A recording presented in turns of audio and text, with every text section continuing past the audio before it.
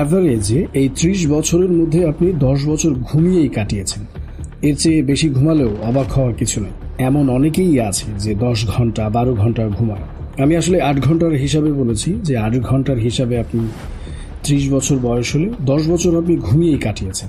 এটা খুবই ইন্টারেস্টিং একটা বিষয় আমার কাছে মনে হয়।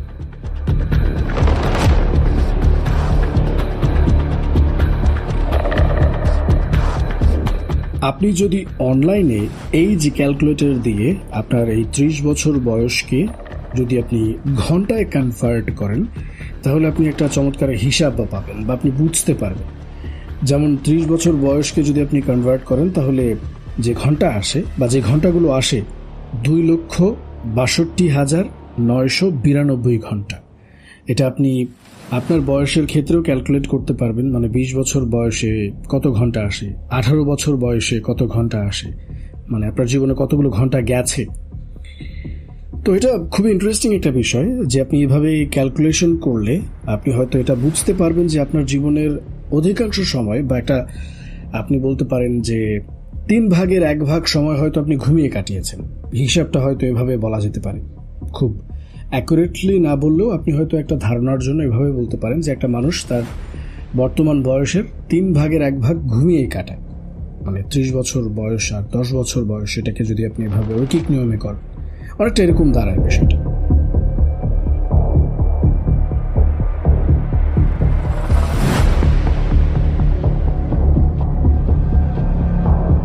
তো যাই হোক, ঘুম বিষয়টা খুবই ইন্টারেস্টিং যেমনটি বলছিলাম, এবং আপনি যদি এটাকে নিয়ে চিন্তা করেন তাহলে অনেক ধরনের প্রশ্ন হয়তো আপনার মাথায় আসবে। সেই চিন্তাগুলো হয়তো এরকম হতে পারে যে আমি যদি আজ সারাদিন না ঘুমাই কেমন হবে বা কি হবে। আবার যদি এমন হয় যে আমি সারাদিন ঘুমাই তাহলে কি হবে। এরকম অনেক মানুষ আছে, আপনি দেখবেন যে 24 ঘন্টার মধ্যে 18 ঘন্টা বা 20 ঘন্টা বা 22 ঘন্টা পর্যন্ত ঘুমায়, এরকম মানুষও আছে। এই মানুষগুলো যদি তাদের এই রুটিনটাকে 7 দিন বা 15 দিন বা 1 মাস এরকম যদি কন্টিনিউ করে, তাহলে তাদের কি হবে, কি কি চেঞ্জ হবে তাদের শরীরে। আবার যদি এরকম হয় যে একটা মানুষ প্রতিদিন 2 ঘন্টা করে ঘুমায় 24 ঘন্টার মধ্যে বা 3 ঘন্টা করে ঘুমায়, তাদের শরীরের কি পরিবর্তন হবে বা কি কি পরিবর্তন ঘটতে পারে। এটা তো যেমনটা আমি বলছিলাম একটা কথা, এটা হয়তো আপনি মনোযোগ দিয়ে হিট করেছেন যে ঘুম আমাদের মন মেজাজকে অনেকটাই নিয়ন্ত্রণ করে। এরকম অনেক মানুষ আছে দেখবেন যে খুব খিটখিটে স্বভাবের হয়। আবার এরকম অনেক মানুষ আছে আপনি দেখবেন খুব অলস প্রকৃতির হয়। আমাদের মধ্যে এরকম একটা ইন্টেনশন রয়েছে বা এরকম একটা কথা প্রচলিত রয়েছে যে লম্বা সময় ধরে যারা ঘুমায়, মানে যে যেমনটা বললাম যে 18 ঘন্টা 20 ঘন্টা বা 22 ঘন্টা ঘুমায় যারা, তারা একটু অলস প্রকৃতির হয়। আবার অনেকে এরকম বলে যে যারা খুব কম ঘুমায়, যাদের ঘুম ভালো মতো হয় না, তারা খুব খিটখিটে স্বভাবের হয়। এরকম বিষয় আপনারা জানেন। এই বিষয়গুলো এগুলো খুবই জানার কথা এই বিষয়গুলো।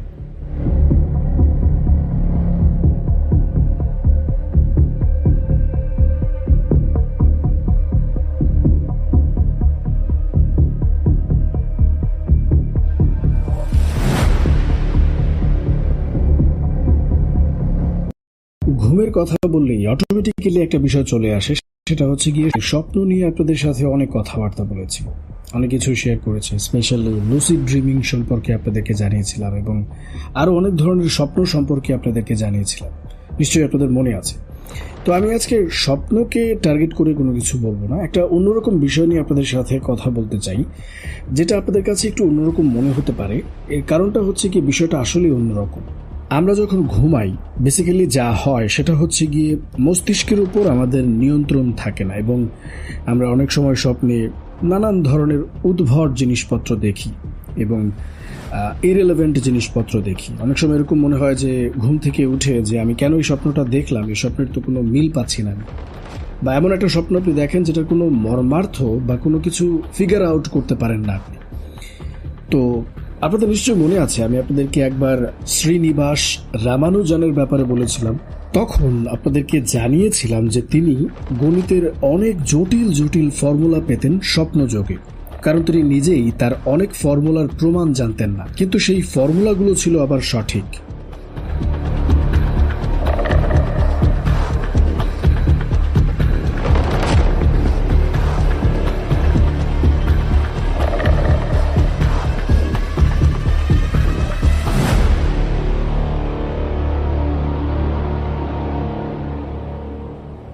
এক্ষেত্রে আমার কাছে যেটা মনে হয় যে স্বপ্ন যোগে পাওয়া, মানে ইনভার্টেড কমার ভেতরে যে স্বপ্ন যোগে পাওয়া, এই বিষয়টাকে আপনি হয়তো বিশ্বাস করেন বা করেন না। সেক্ষেত্রে হয়তো মতৈক্য থাকতে পারে বা আপনি হয়তো ভিন্ন মত পোষণ করতে পারেন। তবে এক্ষেত্রে আমি আপনাদেরকে একটা বিষয় সম্পর্কে মানে নোট নিতে বলবো, সেটা হচ্ছে গিয়ে ধর্মীয় দৃষ্টিকোণ থেকে আপনি যদি চিন্তা করেন যে স্বপ্ন যুগে পাওয়া এই বিষয়টা কি হতে পারে কিনা, বা এরকম কি সম্ভব কিনা যে আপনি একদিন ঘুমিয়ে আছেন, কোনো একটা ফেরেশতা বা কোনো কিছু আপনাকে এসে কিছু একটা দেখালো আপনাকে স্বপ্নে, বা আপনাকে ইঙ্গিত দিল এই কাজটি করার জন্য, বা আপনাকে ইঙ্গিত দিল একটা কাজ না করার জন্য। তখন হয়তো আপনি একটু চিন্তা করবেন, বা আপনার কাছে মনে হবে যে না, এগুলো জাস্ট স্বপ্ন, মানে এগুলোর সাথে ব্যক্তিগত জীবনে বা বাস্তব জীবনে কোনো সম্পর্ক নেই। সেক্ষেত্রে আমি আপনাদেরকে কোরবানির বিষয়টা একটু বলতে চাই যে কোরবানির বিষয়টা কিন্তু এসেছে স্বপ্ন যোগে পাওয়া এই বিষয়টা থেকে, যে যদি আপনি মুসলমান হয়ে থাকেন তাহলে হয়তো আপনাকে এই বিষয়টাকে বিশ্বাস করতে হবে। মানে আপনি যদি একচেটিয়া বলেন যে ভাই আমি এটা বিশ্বাস করি না, তাহলে হয়তো এটা অন্য কিছুকে হয়তো ইন্ডিকেট করতে পারে। আমার কাছে মনে হয় যে আপনি হয়তো নাস্তিকতার সাথে হয়তো চলে যেতে পারেন। যাই হোক, আমি এই বিষয়টাতে যেতে চাচ্ছি না। মানে আপনি স্বপ্ন যোগে পাওয়া এটাকে বিশ্বাস করেন কি করেন না, এটা আমি আপনার উপর একদম চাপিয়ে দিতে চাচ্ছি না। এটা নিয়ে একটু চিন্তা করবেন যে এটা আসলে পসিবল কিনা বা ইম্পসিবল কিনা, এটা নিয়ে একটু চিন্তা করবেন। এবং যেটা বিষয়টা আমি বললাম যে ধর্মীয় দৃষ্টিকোণ থেকেও আপনি চিন্তা করতে পারেন, তাহলে হয়তো আপনি এটাকে অ্যাকসেপ্ট করতে পারেন। আবার যদি আপনি সংশয়বাদী হিসেবে যদি আপনি এটাকে চিন্তা করেন, তাহলে হয়তো অন্য কিছু আপনার মাথায় আসবে, যেটা আসবে সেটাই হয়তো আপনি রিভিল করতে পারবেন যে আসলে কি এটা সম্ভব কিনা। যে মানুষ যখন ঘুমায় বা স্বপ্ন দেখে, সে স্বপ্নের মাধ্যমে অন্য কোনো ওয়ার্ল্ডের সাথে বা অন্য কোনো লেয়ারের সাথে সংযোগ স্থাপন হয় কিনা।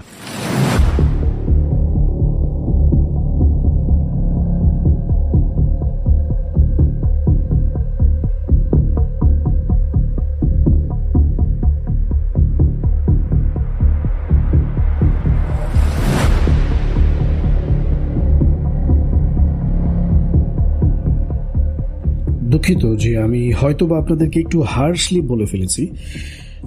আপনি হয়তো লিটল বিট কনফিউজড যে এই স্বপ্ন যোগে পাওয়া এই বিষয়টাকে আপনি বিশ্বাস করবেন কি করবেন না। সেক্ষেত্রে এই পুরো বিষয়টাকে আমি আপনার উপরে ছেড়ে দিতে চাই। আপনি লজিক্যালি চিন্তা করবেন এই বিষয়টাকে নিয়ে, তাহলে আমার কাছে মনে হয় যে আপনি কিছু একটা দাঁড় করাতে পারবেন, আমার বিশ্বাস এটা। তো আমি এই মুহূর্তে একজন মানুষকে নিয়ে কথা বলতে চাই এবং আপনাদেরকে পরিচয় করিয়ে দিতে চাই। আমার কাছে মনে হয় যে আপনারা অনেকেই এই মানুষটা সম্পর্কে জানেন, যেই মানুষটার সাথে স্বপ্ন যোগে পাওয়া এই বিষয়টাকে আপনি হয়তো রিলেট করতে পারবেন। যদিও এরকম আরও অনেক মানুষ আছে নাম না জানা আমাদের এই পৃথিবীতে, হয়তো আমাদের দেশেও এরকম অনেক মানুষ আছে যে হয়তোবা সে স্বপ্নে অনেক কিছু দেখে বা তার স্বপ্নে অনেক কিছু সত্যি হয়ে যায় যেগুলোকে সে দেখে। এরকম অলৌকিক ব্যাপার হয়তো আছে। এডগার কেইসিকে আপনারা হয়তো অনেকেই চেনেন, আবার অনেকে নাও চিনতে পারেন। এই এডগার কেইসি হচ্ছে স্বপ্ন যোগে পাওয়া যেই বিষয়টা আমি আপনাদের সাথে শেয়ার করতে চাচ্ছি সেই বিষয়ের সাথে রিলেভেন্ট, কারণ তাকে বলা হয় দ্য স্লিপিং প্রফেট। এবং এই বিষয়টা আসলে হাইড অ্যান্ড সিক কিছু নেই। আপনি তার নামে আসলে অনেক মনুমেন্ট রয়েছে যেগুলো হয়তো আপনি অনলাইনে বা ইন্টারনেটে সার্চ করলেই পেয়ে যাবেন যে তিনি কেন বিখ্যাত বা কি কারণে আমি তাকে নিয়ে কথা বলছি। তাকে নিয়ে কথা বলার একটা ইন্টারেস্টিং বিষয় হচ্ছে গিয়ে তাকে সামগ্রিক ঔষধের জনক বলা হয়। এবং ঔষধের জনক বিষয়টা আসলে এরকম না যে তিনি কোনো মেডিসিন আবিষ্কার করেছেন বা সকল মেডিসিন তিনি আবিষ্কার করেছেন, বিষয়টা আসলে এরকম না। বিষয়টা হচ্ছে এরকম যে তিনি অনেক অলৌকিক রোগের চিকিৎসা করতে পারতেন বা অদ্ভুত অনেক রোগের চিকিৎসা করতে পারতেন ঘুমিয়ে। মানে এই বিষয়টা হয়তো আপনাদের কাছে মানে হাসি পাচ্ছে এই বিষয়টা শুনে, যে এটা কি আসলে সম্ভব কিনা যে একজন মানুষ ঘুমিয়ে সে স্বপ্নযোগে জানবে যে তাকে মানে তার পেশেন্টকে কি মেডিসিন দিতে হবে বা তাকে কিভাবে চিকিৎসা দিতে হবে। এই বিষয়টা কি সম্ভব কিনা, এটা সম্ভব অসম্ভবের বিষয়টা আপনি ক্রস চেক করে নেবেন। আমি বরঞ্চ তার ব্যাপারে বলি।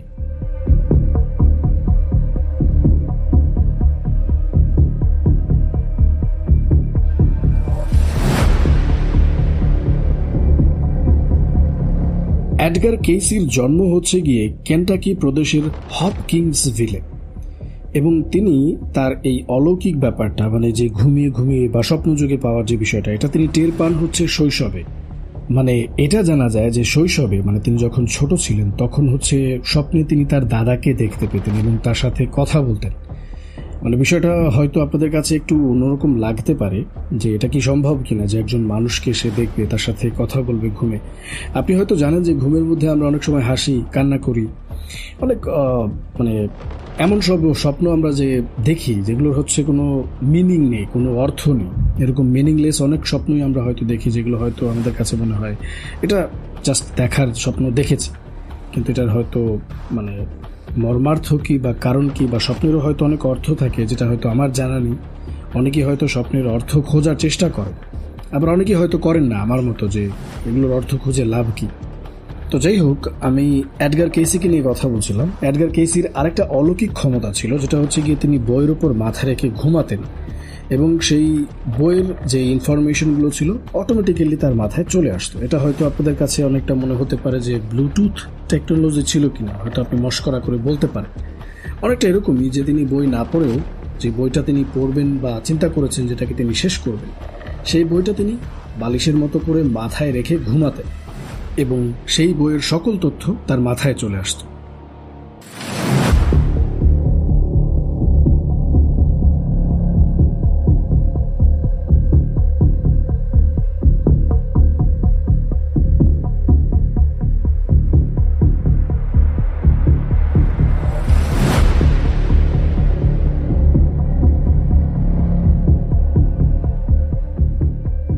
এডগার কেসি তিনি পেশায় ছিলেন একজন সাইকিক কাউন্সিলর এবং তার পেশা শুনে হয়তো আপনি বুঝেই গেছেন যে তার কাছে বিভিন্ন মানুষ নানান ধরনের সমস্যা নিয়ে তার কাছে আসতো।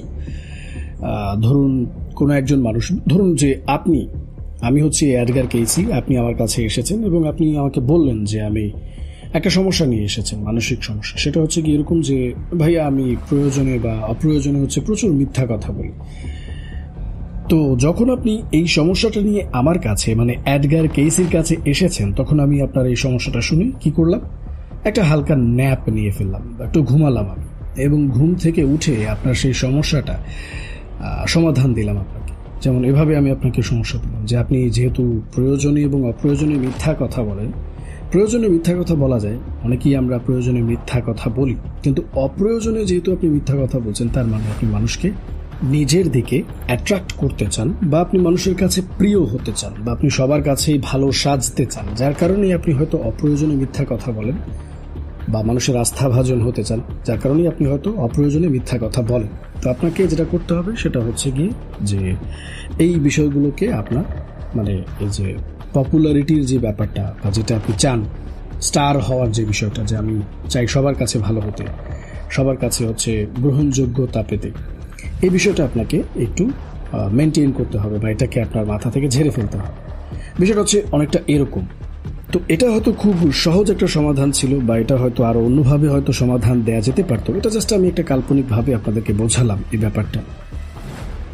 তিনি এভাবে একটি দুটি নয়, হাজার হাজার মানুষের সমস্যার সমাধান করেছেন রিমার্কেবল। এবং এই সমস্যাগুলো যে শুধুমাত্র মানসিক সমস্যা ছিল এরকম না, তিনি অনেক শারীরিক সমস্যার সমাধানও করেছিলেন এভাবে। আমাদের অনেক সময় এরকম হয় না যে আমরা দ্বিধায় থাকি যে কোনো একটা সমস্যা হলে যে আমরা কার কাছে যাব, ডাক্তারের কাছে যাব নাকি সাইকিয়াট্রিস্টের কাছে যাব, কার কাছে যাব, এরকম একটা দ্বিধায় থাকি না।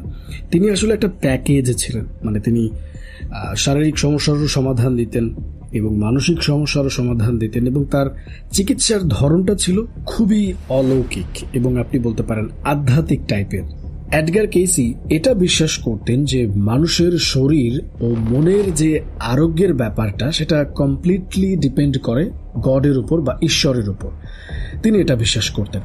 আবার তিনি এমন এমন জিনিসও বিশ্বাস করতেন যেটা হয়তো আমরা অনেকে বিশ্বাস করতে চাই না। যেমন তিনি পুনর্জন্মে বিশ্বাস করতেন, আত্মাকে তিনি বিশ্বাস করতেন এবং আধ্যাত্মিক ব্যাপার স্যাপার এগুলোকে তিনি বিশ্বাস করতেন।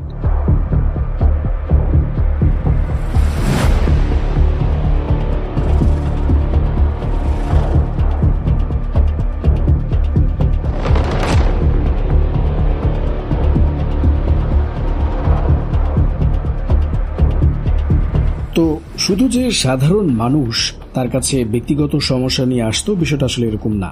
মানে কেসির কাছে চিকিৎসা নিয়েছেন এরকম অনেক বিখ্যাত মানুষও ছিলেন। যেমন একজনের নাম যদি বলি, মার্কিন প্রেসিডেন্ট উড্রো উইলসন এবং আবিষ্কারক টমাস আলভা এডিসন, তিনিও তার কাছে চিকিৎসা নিয়েছিলেন। এরকম আরও অনেক বিখ্যাত মানুষ আছে যারা এই এডগার কেসির কাছে চিকিৎসা নিয়েছিলেন, এরকম রেলেভেন্ট সমস্যা নিয়ে তার কাছে গিয়েছিলেন। এক্ষেত্রে আরেকটা বিষয় আপনাদের সাথে শেয়ার করতে চাই যে কেসি তখন মানে ওই সময়টাতে এতটাই পপুলার ছিল যে তার নামে একটা হাসপাতালই প্রতিষ্ঠিত হয়েছিল, যেটাকে বলা হতো কেসি হসপিটাল। মানে এটা হয়তো আপনাকে একটু চিন্তা করতে হবে যে একটা মানুষ এরকম চিকিৎসা সারানোর ক্ষমতা কোন লেভেলে গেলে যে একটা হাসপাতালই হচ্ছে তার নামে প্রতিষ্ঠিত হয়েছিল, এটা একটু আপনাকে চিন্তা করতে হবে। যাই হোক, আমি এই সম্পূর্ণ বিষয়ে আলোচনা করে আপনাদেরকে এটা বলতে চাচ্ছি না যে আপনি এখন থেকে বিশ্বাস করেন যে স্বপ্নযোগে পাওয়া এই বিষয়টা সত্যি, এরকম না বিষয়টা। আমার এই বিষয়টা বলার উদ্দেশ্য হচ্ছে অলৌকিকতা বা আপনি স্বপ্নযোগে পাওয়া এই বিষয়টাকে হয়তো একটু ভিন্ন চোখে দেখেন, সেটাকে নিয়ে একটু আপনাকে ভাবতে হবে, একটু নতুন করে ভাবতে হবে। আপনি যে স্বপ্নগুলোকে দেখছেন, যে স্বপ্নগুলোর বেশিরভাগই হয়তো আপনার মনে থাকে না ঘুম থেকে ওঠার পর, তো সেক্ষেত্রে আপনি যেগুলো মনে থাকবে সেগুলোকে হয়তো একটু অ্যানালাইসিস করতে পারেন, একটু চিন্তা করতে পারেন যে এই স্বপ্নটা আপনি কেন দেখেছেন, কি উদ্দেশ্যে দেখেছেন, কি কারণে দেখেছেন, এই স্বপ্ন আপনাকে কোনো ইঙ্গিত দিচ্ছে কিনা বা আপনার কোনো সিক্রেট কোনো মেসেজ আছে কিনা সেই স্বপ্নের মধ্যে, এটা নিয়ে হয়তো একটু ঘাটাঘাটি করা যেতে পারে। আর যদি না চান সেক্ষেত্রে কোনো সমস্যা নেই, আপনাকে আমি বাধ্য করব না। তবে এই সম্পূর্ণ আলোচনা মানে এই যে এডগার কেইসিকে নিয়ে যে বিষয়টা আপনাকে বললাম, সেটা কতটা আপনার কাছে সারপ্রাইজিং লেগেছে বা আপনি কতটা সারপ্রাইজড হয়েছেন, সেটা অবশ্যই আপনি আমাকে জানাবেন টেক্সট অথবা কমেন্টের মাধ্যমে। আমাকে জানাতে থাকুন আপনার মতামত।